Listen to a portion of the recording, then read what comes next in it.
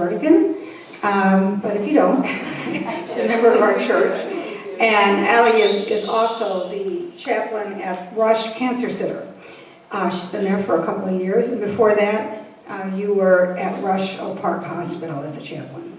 So in those 5 years, she tells me that she has developed a real interest and sense of purpose regarding people who are going through the transitions in their lives, including their deaths and the families. And so she's developed an interest, and she considers it a real privilege to go through that time.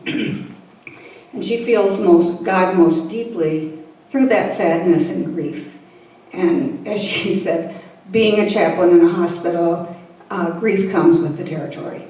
So I'm going to turn it over to Allie and let her share her wisdom.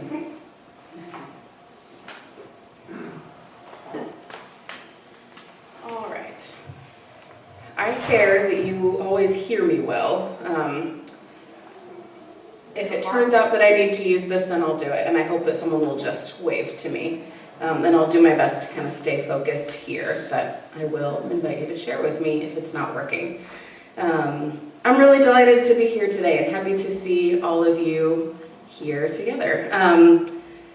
I love our church, and I'm really grateful to get to share in this way with y'all, and hope that it will feel a little bit like a connective experience, a little bit like here's some information that might feel relevant to you, and a little bit like an opportunity to reflect on where your own relationship with grief might be calling you to move next. So I am also co-chair of the nominating team, and what we do in that room when we start our meetings is do a little bit of a connection moment and centering, and then a short check-in. I will invite us to do a little bit of that today. We are spiritual people first in this place, and so we'll just do a little bit of checking in. It won't be long. It won't be half an hour of our time together. Since I'm going to read something in a moment, I thought we might sing a little bit together, or listen to the singing if singing doesn't feel like the thing for you. What I hear a lot from folks who are going through grief and loss are themes of kind of darkness and loneliness sometimes. And so I chose this short song that I will sing for you a couple of times. It's pretty easy to catch on, and I hope that you might find your way into it, or let it be a blessing that you hear today. It's about light and the light that lives in us, guiding us forward. I'll read the words, I'll sing it a few times. We'll sing it just a couple of times, kind of like a Tizé style, and then we'll sort of wrap up when it feels good.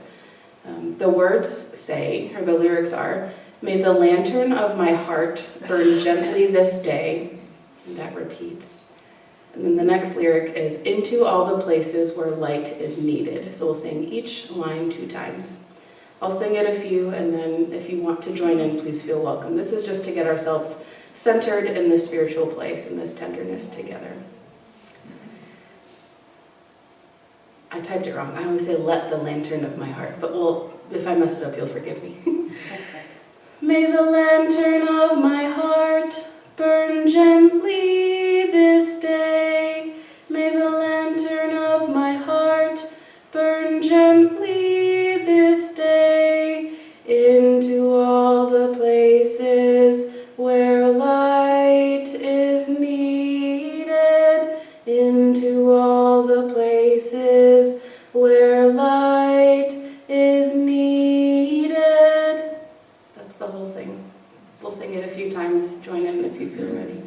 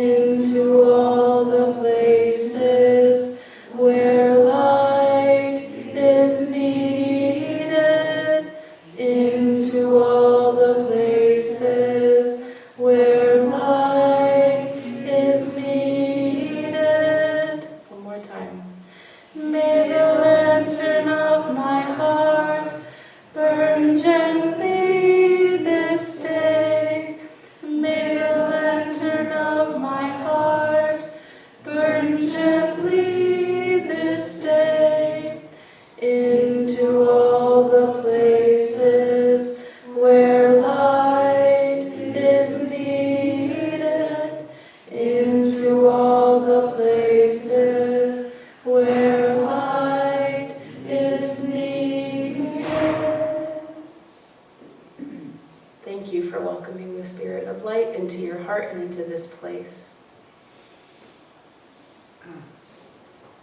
We'll do a very short check-in because I wonder what you bring into the room. We were chatting a little bit about, chaplaincy a moment ago and kind of where are chaplains and what do we do? And someone said, are there chaplains, in workplaces? Like corporate chaplaincy is a thing. And we sort of said, we have our whole lives and we bring them everywhere we go. And so as you come to this place, I'm curious what you're bringing with you, especially around grief and loss. So the invitation, I know this is tiny. I appreciate your bearing with me.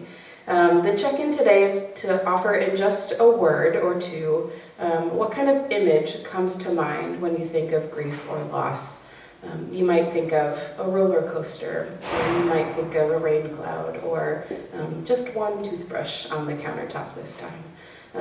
And you can share the same image. One of the things about grief is that it's unique, but it can overlap and feel similarly for a lot of us. So if there's an image that comes to mind, that's what you're invited to share today. So I am going to start with someone who might feel like they're willing to start. Can I pass this rock to someone first? Thanks, Dale. And just pass it on around, please. The letters to my parents that I can no longer write because they're not around. Letters to family that we can't write because they're not around. An airplane which I was on when I learned of my father's death. An airplane.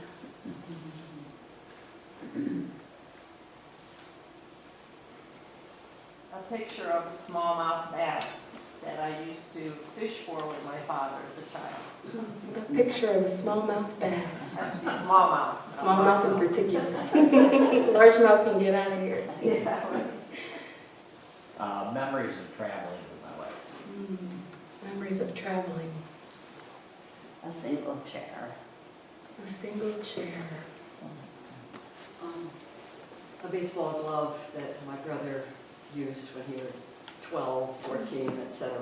He died in his 60s, but he still remember that glove. A baseball glove. Regret that I didn't talk more with my sister before she died. A regret of not talking. Missing space at family gatherings. Missing space at family gatherings. A calendar stuck on September 2020. A calendar stuck on September 2020. Postcards not be able to be sent. Postcards unable to be sent. I would say all of the woodworking toys that my father made for my children. Woodworking toys from a father to a grandchildren. Sorry to put you on the spot right when we get here. We're just checking in. Oh, she's one. No worries, all good. Well, if that is anyone that wants to participate, we are good, and I can grab the stone back. Did you? It's okay. She doesn't want to. All good. She's there checking. That's wrong. It's okay. Challenge by choice. I don't understand what check-in means. Just have a seat. She's just getting to know everybody. Well, thank you for doing that together. I appreciate the openness that you bring to this place. Adult ed always feels a little different when I lead it because I'm a chaplain first and an educator last. So, and I like to, and it's fun to model ways to connect with one another in groups. So, another thing that might feel, I hope it feels lovely. I'm going to read you my favorite children's book.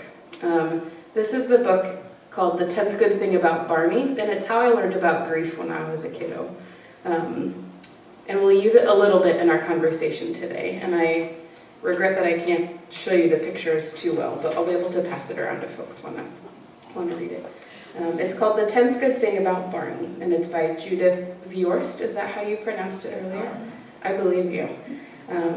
Judith Viorst, illustrated by Eric Blegfad. When I was a kid, I wanted to be a teacher, but then I realized it got hard to hold the books up. So now I'm not a teacher. The 10th Good Thing About Barney. My cat, Barney, died last Friday. I was very sad. I cried, and I didn't watch television. I cried, and I didn't eat my chicken or even the chocolate pudding. I went to bed, and I cried. My mother sat down on my bed, and she gave me a hug. She said we could have a funeral for Barney in the morning. She said I should think of 10 good things about Barney so I could tell them at the funeral. I thought, and I thought, and I thought of good things about Barney. I thought of 9 good things, then I fell asleep. In the morning, my mother wrapped Barney in a yellow scarf. My father buried Barney in the ground by a tree in the yard. Annie, my friend from next door, came over with flowers, and I told good things about Barney. Barney was brave, I said, and smart, and funny, and clean, also cuddly and handsome, and he only once ate a bird. It was sweet, I said, to hear him purr in my ear, and sometimes he slept on my belly and kept it warm. Those are all good things, said my mother, but I just count 9. I said I would try to think of another one later. At the end of the funeral, we sang a song for Barney. We couldn't remember any cat songs, so we sang one about a pussy willow. Even my father knew the words. Then Annie and I went into the kitchen with Mother. She gave us orangeade and butter cookies, and she left the box on the table so we could have seconds.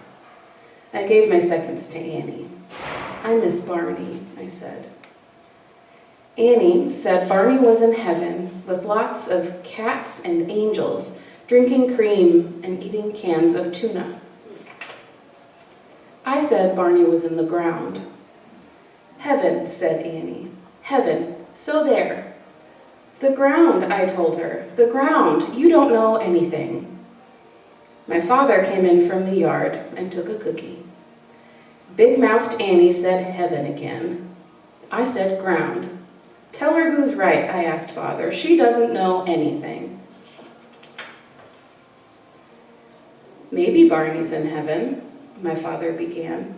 Aha, said Annie, and she stuck her tongue out at me. And maybe, said my father, Barney isn't. What did I tell you, I said, and I yanked Annie's braid. Father made me let go. We don't know too much about heaven, he told Annie. We can't be absolutely sure that it's there. But if it is there, said Annie in her absolutely sure voice, it's bound to have room for Barney, and tuna and cream. She finished another cookie and went back home. My father told me he had to work in the garden. I said that I would help, but only a little.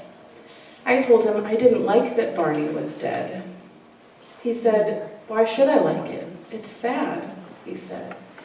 He told me that it might not feel so sad tomorrow. My father had a packet of little brown seeds. He shook some out on his hand. The ground will give them food and a place to live, he said. And soon they'll grow a stem and some leaves and flowers. I squeezed the packet open and looked down to the bottom. I told him, I don't see leaves. I don't see flowers. Things change in the ground, said my father. In the ground, everything changes. Will Barney change too? I asked him. Oh yes, said my father. He'll change until he's part of the ground in the garden.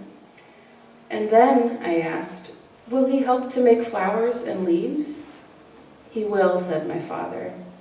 He'll help grow the flowers, and he'll help grow that tree and some grass.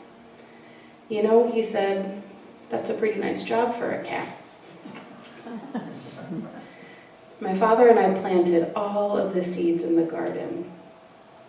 Mother made sandwiches, and we ate them under the tree. After lunch, we worked in the garden some more. At night, I still didn't want to watch any television. When I turned out the light, my mother sat down on my bed.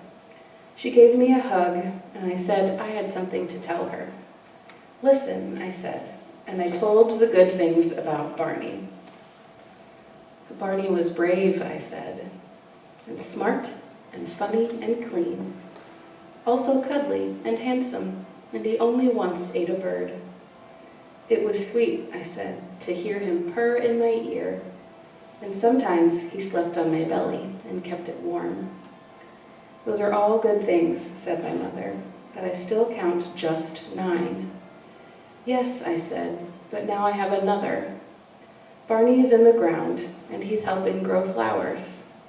You know, I said, that's a pretty nice job for a cat.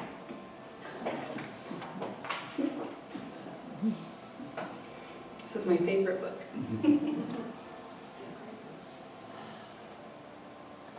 So just to have a little bit of conversation, I wonder what character stood out to you most from this story today? You might remember the characters as Barney the cat, the child narrator whose name we don't know, the mother, the father, and Annie the best friend. Who stood out to you? And I wonder why. If it feels better to turn to a neighbor and talk about this, we can. I wonder if that, I'm open, let me know if something comes up. What do you think, Paul? I like the father. He seemed to be very sensible and meet the children where they were. Yeah, the father was sensible and met the children where they were. I would second that with the father, because also he introduces the concept of not absolute certainty, like Annie wants to think that something's absolute, and so does the child, that, you know, that, yes, it is likely, but maybe not certain, you know, Yeah. like for heaven. Yeah. This idea of not of absolute certainty like Annie might have felt, but he introduced this kind of nebulous in-between space. Yes. Yeah. Who else stood out? Really, I thought the child was wonderful, and, you know, she recognized her loss, Mm-hmm. but she was open to the idea of something better. Yeah. Yeah, the child recognized the loss, but was open to something being better. Yeah.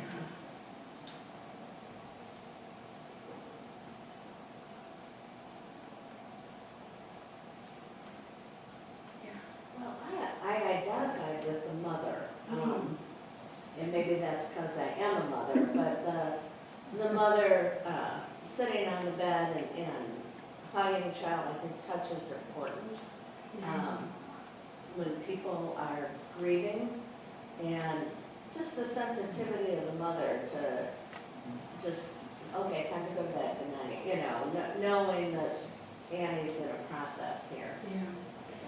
Yeah. Annie's the friend. The main child is the name we don't know. The child's name. Correct. Yeah.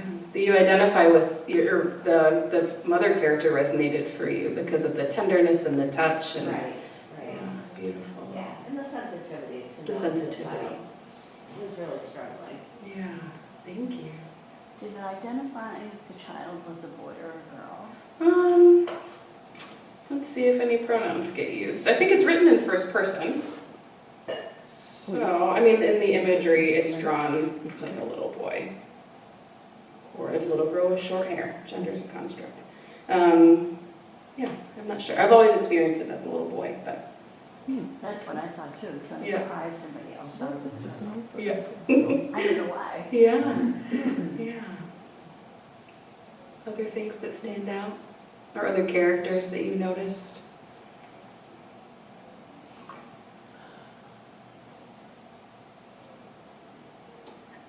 Our next question invites us to think a little bit about time, sort of positioning ourselves in our lives in times we might have felt grief or loss. I wonder from this story what sounded familiar to you when you imagine yourself as the one who's grieving. Are there things that stood out to you? Did others treat you this way? Did you have an Annie who was coming against you, sort of saying something different? Did you have someone like a mother providing care? Kind of what feels familiar to you in your own life from this story?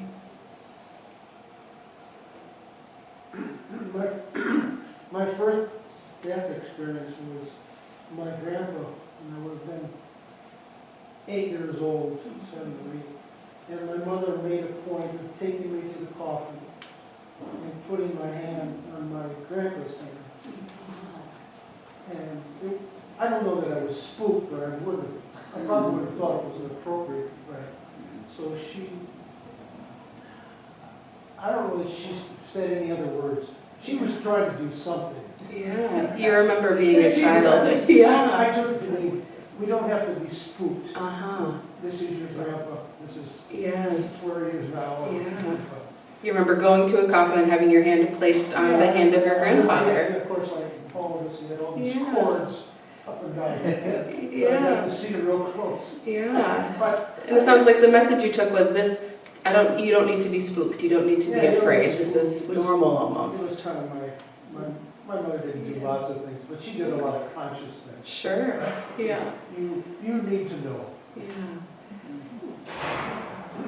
I thought that it was interesting that the child was clearly processing this over time. Processing over time. Long period. Mhm. Why was that interesting to you? Well, because I think that's the way we deal with grief. Yeah. Yeah, grief It's happens not- over It's not a time. one-time experience. Right. Yeah.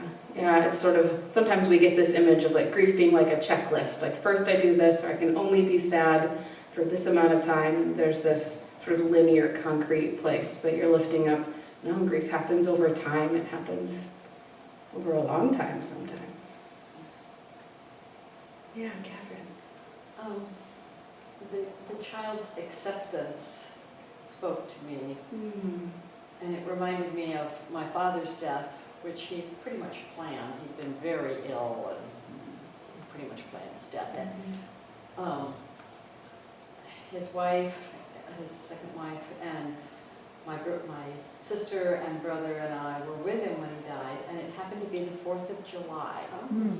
And just 20 minutes or so after he died, the fireworks started, and he lived on the Chesapeake Bay, he lived on the beach. So we all took hands, and my brother said, let's go watch the fireworks and celebrate Dad. Wow. And we did, it was great. It was such, not only were we accepting his death, we were celebrating him. You know? Yeah. And The as my brother said, acceptance. the heck with Thomas Jefferson, let's think about John Jay. Yeah. So the acceptance kind of stood out to you because it reminds you of a story Yes. of your own brother kind of ushering you into this place of like, all right, Dad's gone, let's go watch the fireworks. I think the physical, not being hungry, not being wanting, nothing was normal.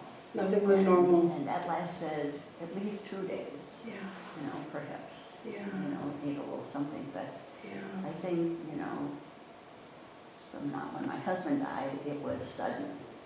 And that's maybe what the cat was like, was sudden, Sure. the child wasn't expecting this, and so there are a lot of physical things that happen too. Right. Yes, lifting up the physical things that can happen. Grief doesn't just impact our hearts and spirits, but there's, like we saw with the child, not being hungry, not wanting to do the things we typically do, not sleeping well. Grief impacts our whole bodies, especially when it can feel so sudden. I came in late, so I don't know the story, except I gather it's the death of a pet. Correct. Barney the cat. One of the things I'm struck with, or by, is all of the cards that express sympathy to people who have lost pets. And we have 2 sons, and our older one has children, but our younger one is married, and they have chosen not to have children. They have dogs, and they love their dogs, and they take care of their dogs. They lost their first set of dogs, and our son just was torn. I mean, he was, he was really in a lot of grief. And I went out and after that, when I started seeing all these cards, they now have another set of dogs. And I bought a couple because I thought I better be prepared. Sure. Because I wasn't properly prepared the last time. Because they're in California. Sure. And so I'm really kind of struck by that Yeah, you bring up several things. Thank you for sharing the story about, you said it was one of your children who doesn't Yeah, have children of their It own. was our son. Your son who has some dogs at home and this experience of pet loss. Well, in or fact, sort of non-human loss. they have 2 dogs now. We were just out there. Their dogs are getting older. He said they're thinking of getting a 3rd one. Mhm. And I thought, oh my God. And we go out there and take care of the dogs when they go off on nice vacation. Sure. And they are preparing themselves for when one of those dogs dies. Yeah. And he said, you know, the last time we came home to an empty house, he said, we don't want to do that again. Yes. And so they're going to get a younger dog to take, you know, keep one company when one goes, and to keep them company when they both go. Yeah. So, Thanks for sharing that, Anne. I think you bring up a lot of important points about not like it's often easy to think about when we lose other humans, but there's other things that hold such tender places in our hearts, like pets. Many of you, I imagine, are retired by now. I imagine there was some loss that came with losing that professional identity, or I work with folks who have amputations, who go through mastectomies during their cancer treatment, and they lose parts of their body and experience loss. So all of us kind of have these different things that really hold that weight in our lives, human relationships, pets alike, and then also several other things that can amount to loss. Well, actually, I have a son who has a wife and and 2 of the children, of course, my grandchildren. They lost a dog unexpectedly, and I was talking to my son, and he said he couldn't even talk about it. He said it's been a very, very, very difficult time for everybody. And they were in mourning, all 4 of them. And so it isn't, I mean, I'm not trying to say that. no, I know. Yes, But I mean, no, it's a huge thing. I mean, I it's can hard. experience that with mine, you know, with losing a couple dogs in my own family. I think part of that is because if society doesn't recognize that the way they do, you know, there are no funerals and all that, you know, so, and I think the other thing that is like that is when somebody loses a baby, or, you know, we had a young woman in our office who told us she was pregnant, and 2 weeks later she lost this baby. And somebody said to me, gee, it's too bad she was telling people. I said, no, to me, it's a good thing, because otherwise, how can she come to work and feel as she does, and nobody knows why she's feeling that way? You know, at least we could all, you know, give her some support. Loss of pets, loss of children or pregnancies, or Yeah, it's these really hard. Yeah, you bring up really great points of losses. Like, what losses are we allowed to talk about, right? Which ones are safe? Which ones do we have scripts for? We know that when someone dies, we send a card, we send a meal, we go to the funeral, we check in 6 months. There's we sort of know what to do. But some of these other losses, we often call it disenfranchised grief, grief that sort of isn't fit for public consumption as far as society is concerned, right? And so we don't always know what to do, but that grief is so real. Thank you for sharing those stories. This is completely changing, but one thing that was happening to me that in listening to the story was that I could not identify with is my husband, who died 10 years ago in January of 15, and my beloved brother who died last year. There was cremation, and there was a lot of the experience of having the ashes, and my husband's ashes are interned here at Christian United, and then in Vermont in May and June of last year, there were about, the close relatives were about my 3 children were, I'm not going to say all the relatives that were there, his blood relatives and his wife's, side.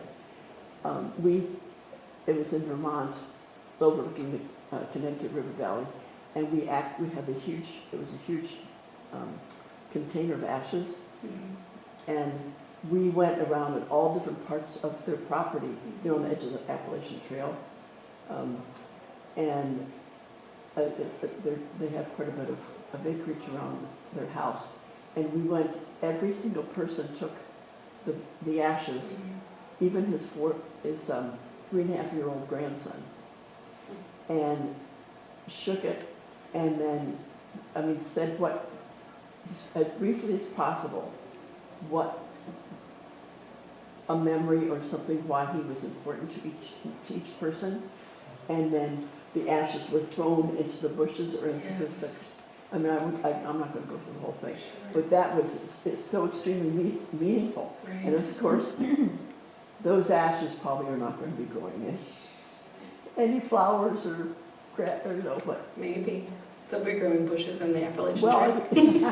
Yeah, I appreciate hearing that, sort of the new creative ways that everybody can make new Yeah. rituals and new meaning together. Right. We have that desire in us as people to remember and to do something concrete that we can use to express and have an opportunity to remember But folks. that'll always be Yeah. special, and also the interment it was Martin Gentile that was the Right. minister. Yeah. That was very meaningful to all relatives Yeah. before this memorial service. Yeah.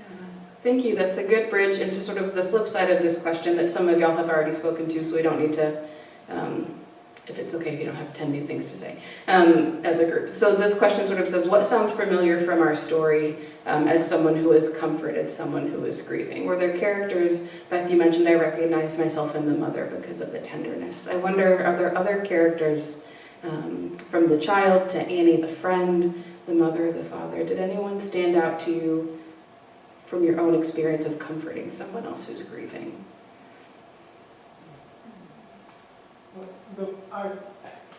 When they talk in the story, the mother, at the end of the day, sits down at the bed with her daughter. And my first thought was, well, have I ever done that with my own kids? I don't. Yeah. But I had an experience where I asked somebody about one of the deaths that you said are not like. Disenfranchised grief. Somebody had a disenfranchised death. It was kind of years past, but this friendship was very new, and I knew there was a disenfranchisement. And that person said to me, I said something like, do you want to talk about this? Mm-hmm. Of course, it took me a lot of courage just to say that. Yeah. And this person said yes. And he said that the hardest thing is when people don't want to talk about this loss, because then that loss has been repeated. You can't share it. So all I did was to ask, do you want to talk about it? I don't pretend to have in any way comforted him other than to give him an opportunity to talk. Yeah, so you remember a time you asked someone about the loss. Yeah, I mean, You just did it, which took a lot of courage, and you sort of wondered, gosh, have I done this in other areas of my life? But you remember a time that you did. It reminds me of a time in my chaplain training when I was debriefing an experience with my supervisor, a death experience, and I was sitting by this person who was, this loved one who was silent and crying, and I said to my supervisor, gosh, I don't know what to say, like, if she doesn't want to talk about the death, I don't want to bring it up, but it just happened, and my supervisor was like, what do you think she's thinking about, right? Like, what do you imagine this person is thinking about?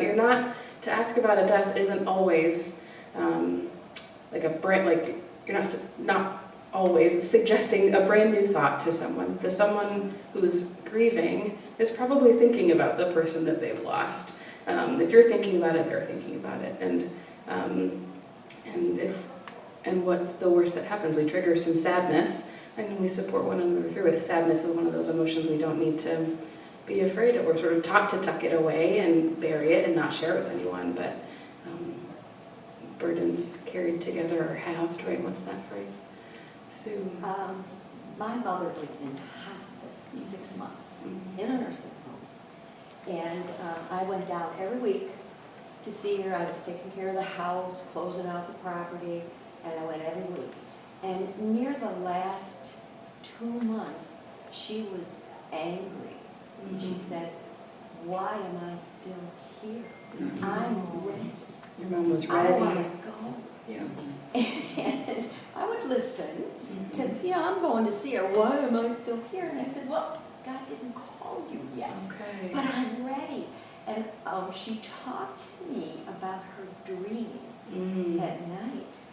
And it was hard to hear, but I said, okay, let's talk about it. Tell me. Yeah. She said, Bill's calling me he's working on a project in heaven, he's building something, and he's calling me. And she said, my twin sister is there already, and she's saying, come on. And we went through this every week, and I said, well, they're waiting too. It's coming. She said, I don't know what is so slow about this. And then we had a family reunion in July, the third week in July. And she'd known this was coming as a big deal. She died 3 days after the reunion. But as She made it to the she reunion. made it, well, she didn't physically make it, but Yeah. all the nieces and nephews came to see her in the nursing home. And she had me sitting by her. She didn't have a lot of air to be able to talk, but she, you know, she's seeing all these, they're saying, oh, Aunt Esther, blah, blah. And then she motioned to me, she whispered in my ear, I don't know all these people. And I said, I'll tell you later. What powerful stories of accompanying Yeah. someone toward She the end of waited. their life. And thank you. There's another question that I think is most exciting. Go ahead, Beth, because then I'm going to skip that Well, I question. just wanted to comment on the friend Annie Say more. and her positive beliefs about what she believed. When my sister was dying, my brother-in-law was obviously in the midst of grief. And his way of coping with it was to be positive about this is what we do next and this is what we do next. And it's a long story. It was not a good death. Because he wasn't listening to my sister, he was listening to himself and what he thought should happen. And I could feel myself bristling about this friend. Sure. This child. Yes.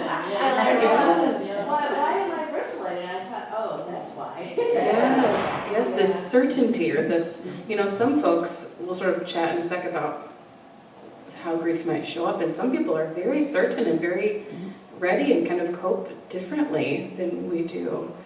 He And it wasn't can be, ready, but he was in Yeah. denial, but still. Well, Yeah. My sister, I remember. goodness.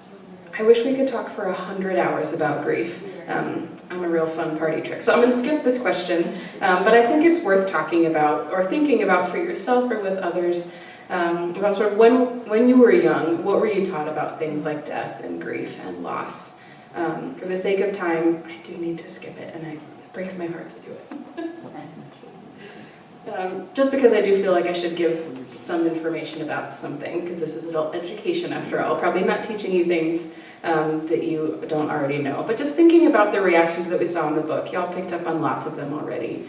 The child we saw had a lot of tears, didn't want to watch TV or do things that he was interested in, had that loss of appetite, the sleep was disturbed, he felt anger and sadness, lots of really normal grief responses. We see the mother offering hugs and physical touch, offering to do funeral services, taking some of those next steps with her child.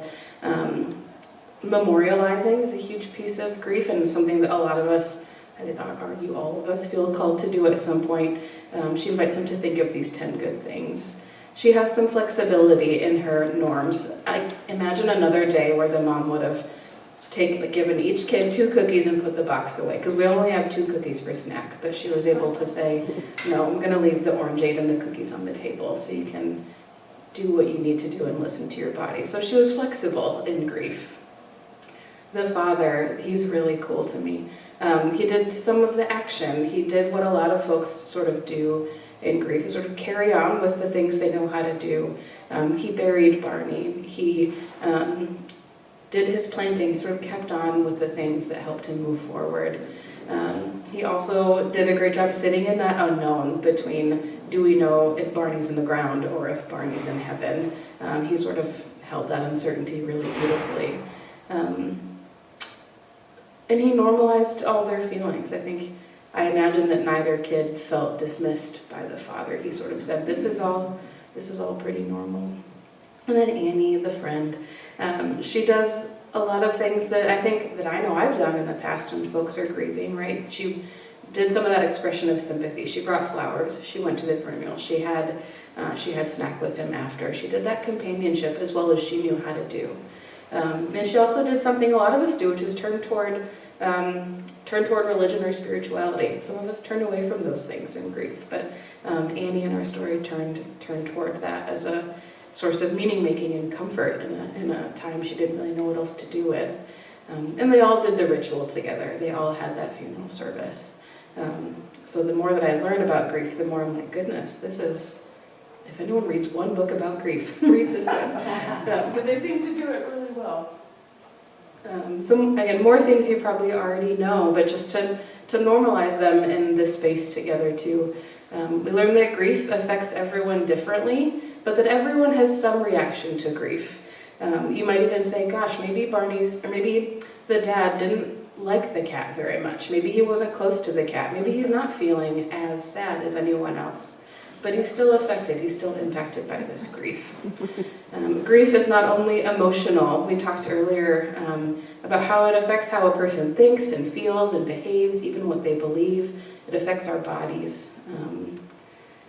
We all come from sort of different backgrounds, and everyone we meet, comes from different backgrounds that have different norms about how people react to grief.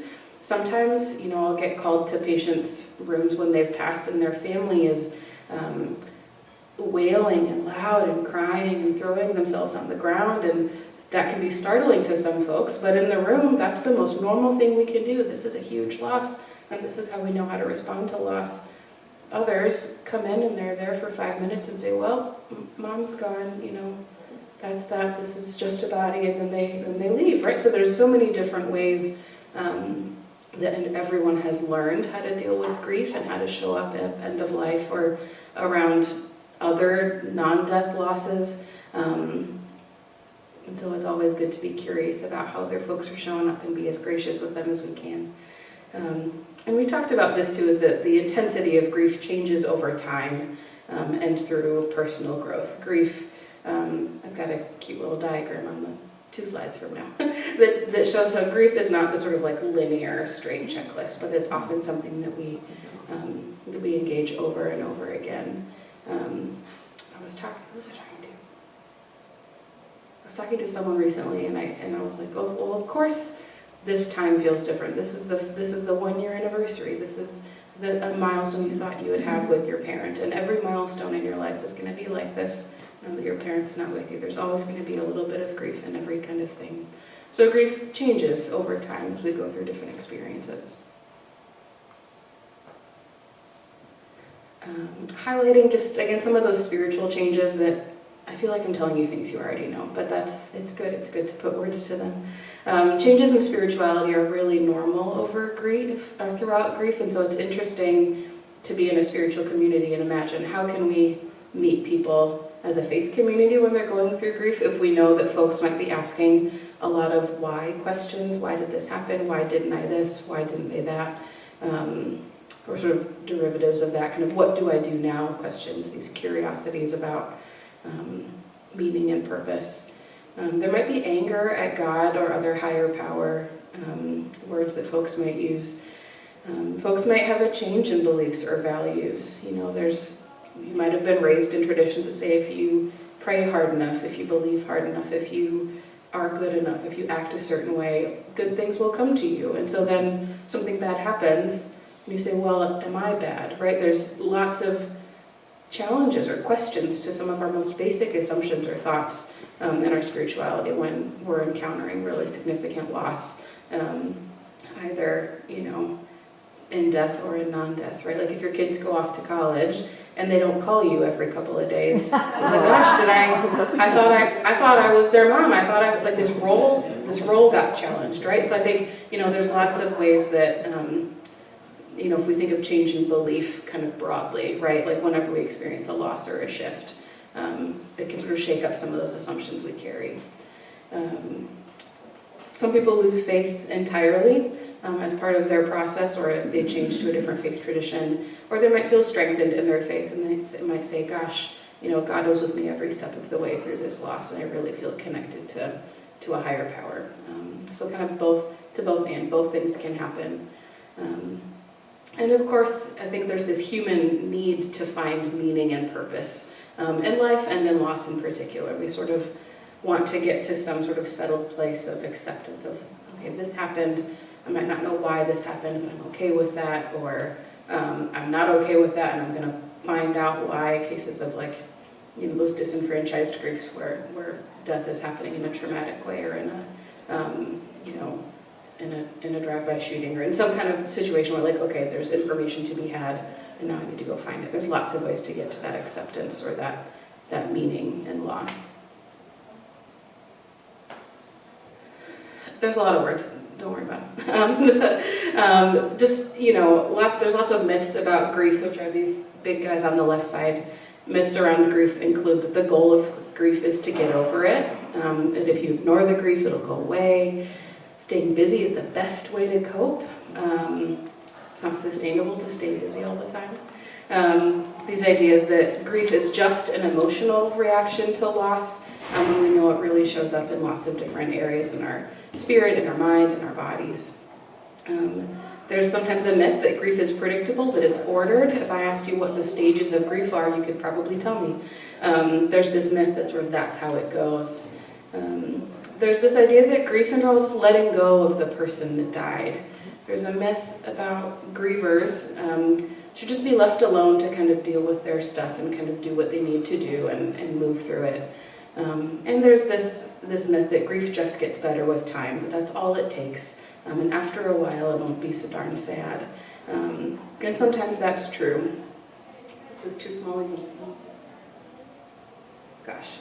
So the inverse of a lot of these things is true, that grief is about enduring connection rather than getting over some loss. Ignoring grief for the long run won't work, and the emotions demand to be felt, and that will show up, and grief is one of those emotions too. Staying busy isn't sustainable. It's good to sort of pace oneself through grief, to do what you can when you can do it, and staying busy for the long run, sort of as a way of ignoring the feeling, not going to work. Grief impacts our whole body. No logical timetable. Oh, letting go of this language of letting go of the person or the loved one that has died. There's opportunities to forge new connections. I had a supervisor who said, death ends a life, not a relationship. There's still ways to engage and make connection with this person or this loss that we have in our mind. Grievers need a balance of solitude and connection. That's just real. And grief does not only take time. Time can help. There's just sort of this like getting used to things, new normals, right? Like learning to change that muscle memory of, oh, I don't just pick up the phone and dial this number because I can't anymore. I can't send those cards. But there's the getting used to the mechanics of that, but also time alone is not the only thing that can provide healing.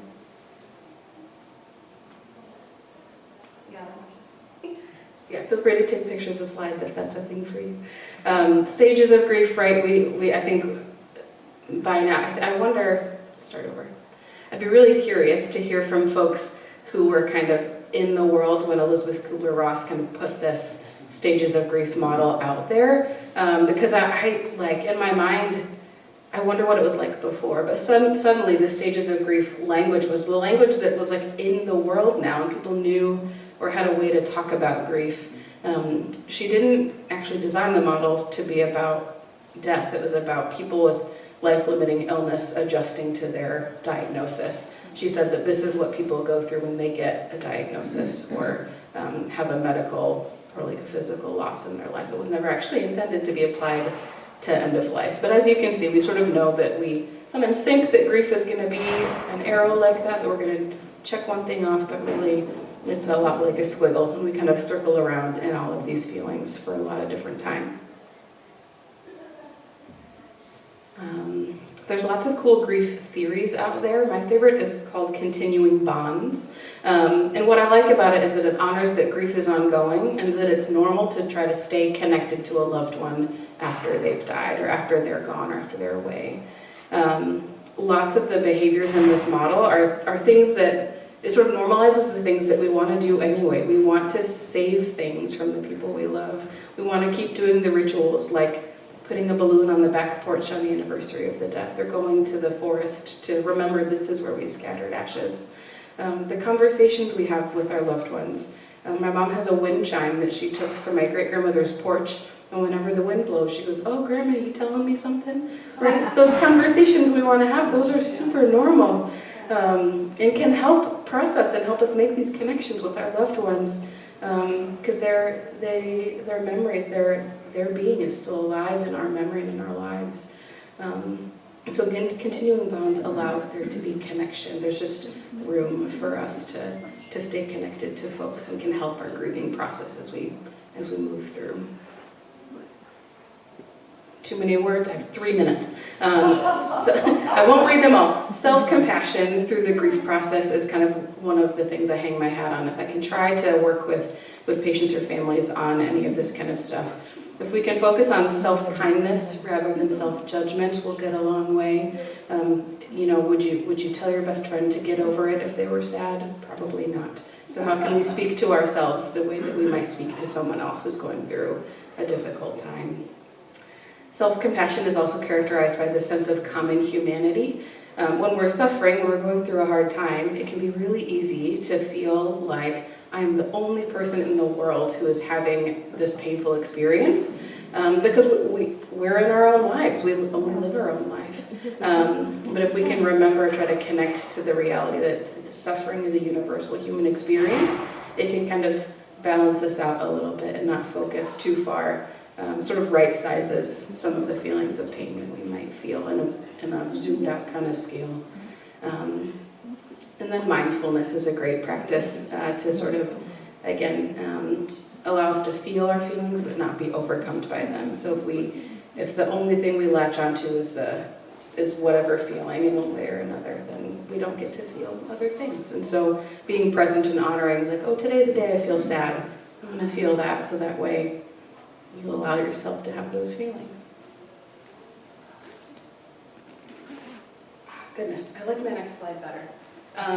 Spiritual self-care is important, feel all the feelings. And then what about church, right? If what we know is that connecting to community can be a transformative part of grief, if having a place to share your feelings, if having a place to show up on the journey for all of who you are, if we know that's important, which we do, how can this church be a part of that? So I just listed a few things that you probably already know about, ways to connect with other people on this journey, this human journey, this faith journey, grief journeys, connecting through I don't know that that's actually what FCS stands for. It does, fostering connection and support, Zoom calls, getting in touch with your deacon. If you're having a tough day, I remember when I was a deacon, all I wanted was someone to say, I don't want them to be sad, I wanted them to tell me about it. When I was a deacon, all I wanted was the chance to pray with someone in my care group or to know that they were struggling so that I could hold that with them. So reaching out to your deacon, getting involved, serving on, this is my nominating pitch, serving on teams that serve your interests, grab a friend and do it together. Finding senses of meaning and purpose can help us plug along through the time. Serving as a greeter for small doses of connections. If you're having a day where you do not want to show up with anyone because you are having a hard time in grief and loss, then come to worship on Zoom or YouTube. It's okay. Sort of give yourself that flexibility. Leave the tin and cookies out if you need more. Mark your calendars for some of our worship services like All Saints Day, Blue Christmas, or other healing services. Joining the small group ministry, I can't share the stories in my small group from this term, but they have been so full of human experience and grief and loss and life and connection. And the small group is a great way to support one another through that. Serving as a friend in faith for our requesters, so you can start seeding that legacy of faith and sort of the things you have learned to our young people. So church is a great place to support some of the most healing parts of a grief journey. We can always talk to each other. I was going to make you check out, but you get lucky. The checkout today, and I'll invite you to take this with you as you leave. I was just curious about how you're feeling as you leave this space. So I would invite you, before you bolt off to your next thing, just take 1 second and say, gosh, how am I feeling? What am I carrying with me as you transition from this place to the next? And I will invite us to just take a breath together to honor the Spirit that lives and moves among us.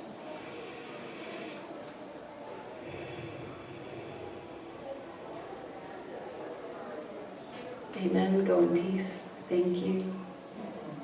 That's it. Thank you, Valerie.